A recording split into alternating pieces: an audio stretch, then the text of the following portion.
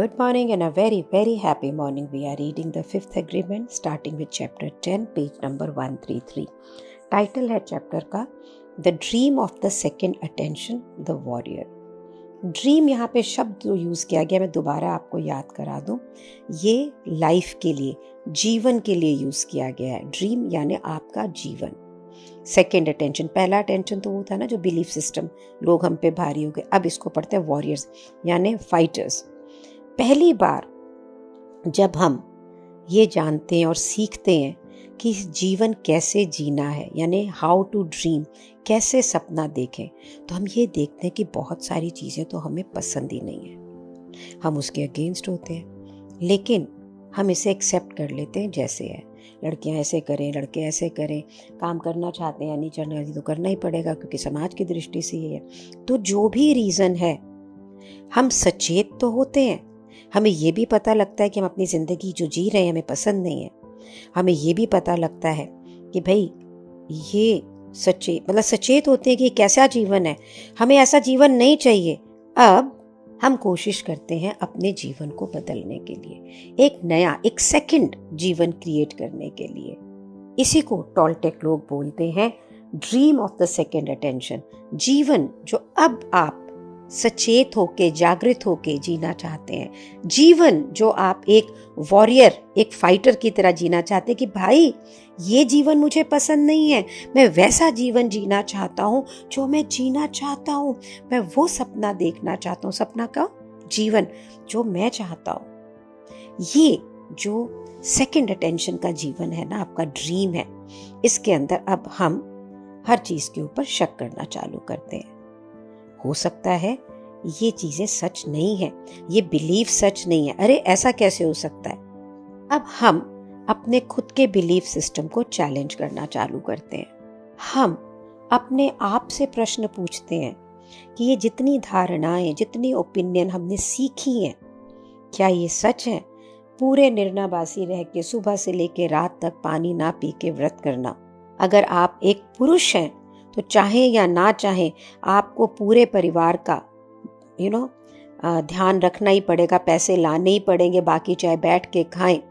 ये ना हमारे ना सर के अंदर, पेज नंबर 134 पे राइटर बोलता है कुछ है जो हमें वो चीजें करने पे मजबूर करता है जो हम करना ही नहीं चाहते हैं। ऐसा कुछ है हमारे इस मस्तिष्क में, इस दिमाग में, जो हमारे ऊपर पूरा कंट्रोल करता है और हमें ये बिल्कुल भी अच्छा नहीं लगता।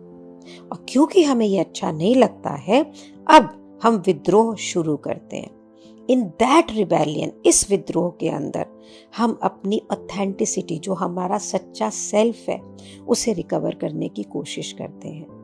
और इसको क्या बोलते हैं, राइटर कहता है, मैं कहता हूं इंटीग्रिटी ऑफ द सेल्फ। अगर इंटीग्रिटी को हम डिक्शनरी में देखें तो सत्यनिष्ठा, कि अपने आप से सच होना, ऑथेंटिक होना और ये जानना कि हम कौन है।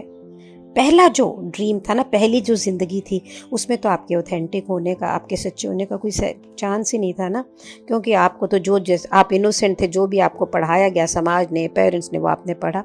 आप कोई विद्रोह नहीं कर रहे थे, आपने कोशिश भी नहीं करी विद्रोह करने की। लेकिन अब आप विक्टिम नहीं बनना चाहते हो, आप अपनी दुनिया को बदलना चाहते हो, आप अपनी पर्सनल फ्रीडम को बदलना चाहते हो। आप फ्रीडम वो चाहते हो जो आप इन रियलिटी हो, ताकि आप जिंदगी में वो कर सकें जो आप रियलिटी में चाहते हैं। अब ये जो हम वॉरियर बन गए, योद्धा अपनी दुनिया में, हम दुनिया में वो चीज़ें बदलना चाहते हैं जो हमें पसंद नहीं है। हम कोशिश करते हैं, कोशिश करते हैं और ऐसे लगता है कि ये वॉर तो बिल्कुल एंडलेस है। और इस लड़ाई के अंदर ना, जीवन के अंदर, ये कोई लोगों के अगेंस्ट नहीं है, इसमें बाहर के जिंदगी से कोई मतलब नहीं। ये सारी चीजें हमारे अपने दिमाग में हो रही हैं। ये लड़ाई हम अपने मस्तिष्क के उस हिस्से से कर रहे हैं जो हम पर हावी है, जो सारे चॉइसेस बनाता है। ये लड़ाई है कि हमारे दो सेल्फ में, एक सेल्फ जो सच्चा सेल्फ है, जो आपकी बीइंग है ना, और एक उसके अंदर जो एक टायरेंट है, जो एक जज है, जो नियम कायदों के अंदर है, जो आपका बिलीफ सिस्टम है। ये लड़ाई है ideas between opinion, between believes, writer कहता है मैं इसको बोलता हूँ the war of the gods, कि ये भगवानों की लड़ाई है, क्योंकि हर आइडिया लड़ रहा है एक दूसरे के साथ में डोमिनेंट होने के लिए। ये ऐसा लगता है जैसे कि जो पुरातन समय के प्राचीन भगवान हैं वो इंसानी बलि मांगते हैं। हाँ, इंसानी बलि। राइटर कहता है हाँ, मैं यही कहना चाहता हूँ। तो अगर आप ये क्लेम कर रहे हो ना कि आप इंसान को सेक्रीफाइस करने पे बिलीव नहीं करते, उसकी बलि चढ़ाने पे बिलीव नहीं करते हो, हमने कुछ, वो कहता है, नाम चेंज कर दिए भगवानों के, हमने कुछ मीनिंग चेंज कर दिए। वो पहले की तरह पहाड़ों पे नहीं रहते, पहले की तरह समुद्र में नहीं रहते हैं। लेकिन हम किस पे विश्वास करते हैं? न्याय, लाइब्रेरी, डेमोक्रेसी। अब ये हमारे नए भगवान हैं। अब हमने इन्हें ताकत दे दी है और इस भगवान को बना के हमने किसको बलि चढ़ाया है? अपनी जिंदगी को। We have done that.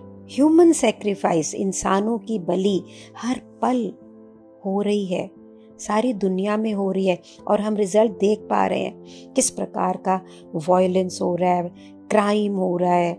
जेलों को देखिए, लोगों से भरी पड़ी हैं, सब जगह लड़ाइयाँ हो रही हैं, वॉर हो रही है। ये कैसा जीवन है इंसानियत के लिए? क्योंकि हम इतने सारे सुपरस्टिशंस पे, अंधविश्वास में पड़े हैं, डिस्टॉर्टेड है हमारी सारी नॉलेज। पहले हम जंग क्रिएट करते हैं और फिर अपने जवान बच्चों को उस जंग के अंदर लड़ने के लिए भेज देते हैं, और बहुत सी बार तो हमें ये भी नहीं पता होता कि हम किससे लड़ रहे हैं। शहरों के अंदर गैंग बन जाते हैं, जवान बच्चे अपने आप को सेक्रीफाइस करते हैं सिर्फ प्राइड, मान के नाम के ऊपर, प्रॉफिट के नाम के ऊपर। लोग लैंड, जमीनों के लिए लड़ाई कर रहे हैं। लड़ाइयाँ कहाँ से हो रही हैं? ये जो दिमाग के अंदर चीजें बनाई हुई हैं ना, जो सिंबल्स बनाए हुए हैं, उसके लिए वो अपनी बलि खुद चढ़ा देते हैं। छोटे से छोटे देश को देखें या बड़े से बड़े देश को देखें, हम क्या देखते हैं? ग्रुप ऑफ पीपल जो लोगों से लड़ रहे हैं अपने भगवान को बचाने के लिए, और ऐसे ही भगवान जो कहीं पे एग्जिस्ट ही नहीं करता है। ये लड़ाइयाँ कहाँ हो रही हैं? ये लड़ाइयाँ सबसे पहले उनके दिमाग में हो रही है, हमारे दिमाग में हो रही है। और प्रॉब्लम क्या है? प्रॉब्लम ये है, हमने खुद ने इन लड़ाइयों को अपने से बाहर भेजा है, लोगों को मारने के लिए, अपने आप को, एक दूसरे को मारने के लिए। तो आप शायद ये कहते हैं कि मैं ह्यूमन बलि पे विश्वास नहीं रखता, लेकिन अगर आप सुने ध्यान से समाज को, तो क्या बोलता है कि मुझे गन दो, मैं मरने से पहले बहुत लोगों को मार के मरूंगा। और राइटर क्या कहता है? ये कोई जजमेंट नहीं है, ये ऐसा ही है। तो कहता है हम इसको डिनाई नहीं कर सकते, इसे नकार नहीं सकते हैं। ये एग्जिस्ट करता है, ये यहाँ है, और हम इसे पूरे दुनिया के अंदर अलग अलग कल्चर के अंदर देखते हैं, और हम ये भी देखते हैं कि हम खुद इसके अंदर पार्टिसिपेट करते हैं। अगर हम किसी को देखते हैं कोई गलती कर रहा है, कोई रूल तोड़ रहा है, तो हम क्या करते हैं ना, हम उसे कैसे जज करते हैं, उसके बारे में कैसी बातें करते हैं। मैं ना यहाँ पे all the parents, I want to share something with all of you here. I sacrificed my children. कैसे बलि देते हैं? गर्दन काटना बलि नहीं होता है। मैंने, मेरे बेटा जब इंग्लैंड से पढ़कर आया, बहुत फ्रेश, बहुत सारे नए विचार, मैं बहुत सक्सेसफुल थी। उसकी बहुत सारी चीज़ें हमें समझ ही नहीं आती थी, वो क्या कहने की कोशिश कर रहा है। 2-3 साल के अंदर वो चमकता हुआ बच्चा बिल्कुल ढल गया, और मुझे लगता था ये गलत है। और हमारी फैमिली के अंदर जहाँ इतने हंसी मजाक सब होते थे, और मैं भी अपसेट हूँ क्योंकि ये नहीं समझ रहा, वो भी अपसेट है क्योंकि मैं नहीं समझ रही, सब अपसेट है, सब राइट है और सब रॉन्ग है। Then ultimately he is more intelligent. Today I realize he decided not to work with us. And he said मैं काम नहीं करूँगा और मैं अपने आप को डिस्कवर कर रहा हूँ। It was very devastating. हम बहुत रोए, चिल्लाए, बहुत दुख भी किया, अपनी बेटी को, दामाद को, पूरी दुनिया को हिला डाला मैंने। उसको समझने की ऐसा क्या था भैया, what will you discover? 2 years he spent in his room.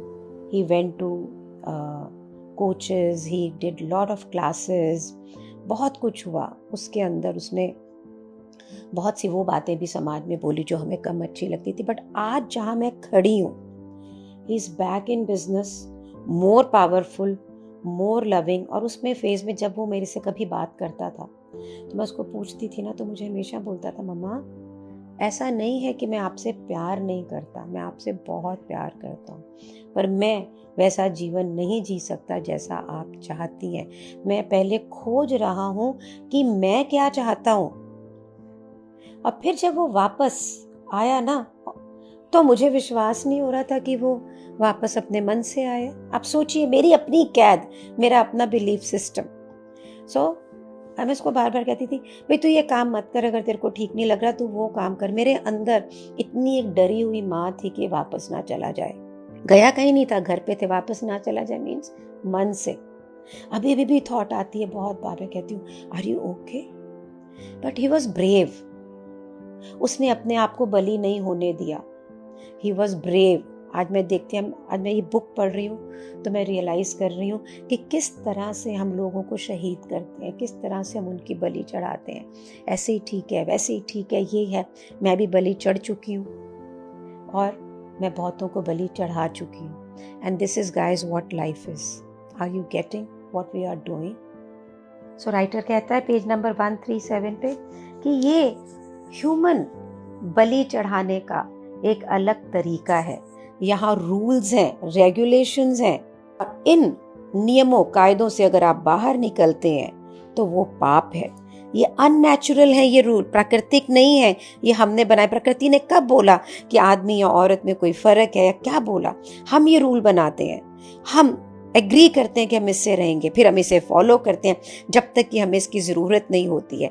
और इस समय ज़िंदगी को ज़रूरत है कि हम इन बंधनों से निकल के जीवन जिए। What are your views regarding that? Tell me. Isn't it a time when we stop human sacrifice, खुद भी बलि होना बंद करें और लोगों को करना बंद करें? Thank you so much for being in my life. आप हैं मेरे साथ तो ये सारी सचेतना है, अवेकनिंग है। Thank you, gratitude for being in my life. Thank you so much.